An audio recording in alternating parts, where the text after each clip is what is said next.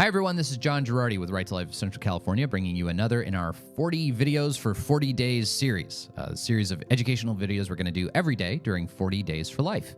If you want to learn more about 40 Days for Life, the international campaign of prayer and presence outside abortion clinics throughout the country, and our local efforts, get in touch with us at rtlcc.org or give us a call at 559-229-2229 if you want to sign up to go out to the sidewalk. Reading a little bit more about my favorite book on the abortion question, What It Means to Be Human, The Case for the Body in Public Bioethics, written by one of my old law school professors, Carter Sneed. As you can tell if you've been watching these videos, I've been referencing it a lot. I want to talk about his central contention, which is that our American law surrounding abortion is screwed up because we have the wrong ideas about what it means to be human. What most of our law surrounding abortion and these other bioethical questions, it's premised on the idea that human beings are important because of expressive individualism, that human beings gain value when they can express their future plans for themselves, live out their dreams, have these sort of rational functions that really are mostly the territory of adults.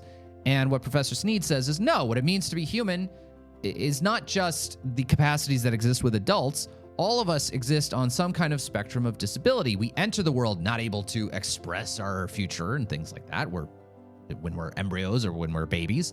And a lot of us leave the world without those capacities.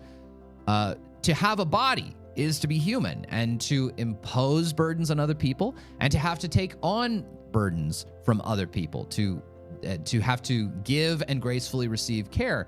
Those are much more significant to what it means to be human. To illustrate just how screwed up American abortion law is, I want to read a little bit from Professor Sneed's book and read from the most important abortion case in America. A lot of people think the most important Supreme Court case on abortion is Roe v. Wade, and certainly it's very important. But the Supreme Court's 1992 decision called Planned Parenthood versus Casey is today actually a little more important. Planned Parenthood versus Casey kind of replaced Roe as the chief foundation for American law surrounding abortion. Now, one of the worst parts of the Planned Parenthood versus Casey decision, which really shows what is screwed up in American law, was written by Justice Anthony Kennedy, which, let me just say, really glad he's enjoying retirement right now. Anthony Kennedy had this to say about the question of whether or not the unborn child is a living human being, and who gets to decide, whether that's up to moms or the government, who gets to decide. Here's what he has to say. These matters, involving the most intimate and personal choices a person may make in a lifetime, choices central to personal dignity and autonomy, are central to the liberty protected by the 14th Amendment. At the heart of liberty is the right to define one's own concept of existence, of meaning, of the universe, and of the mystery of human life. Beliefs about these matters could not define the attributes of personhood were they formed under compulsion of the state. Now, if that sounds really highfalutin and like it was written by a freshman writing a philosophy paper in college, you're right. It's really bad philosophy.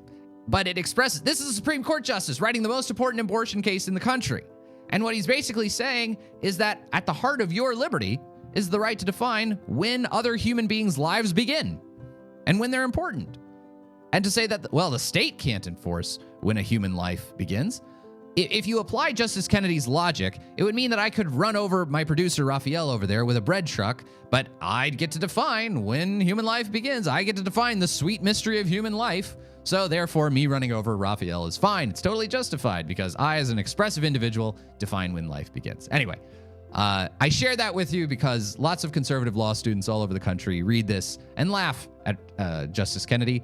And it reaffirms for all of us how glad we all should be that Justice Kennedy is enjoying a well-deserved retirement. For Right to Life of Central California, I'm John Gerardi.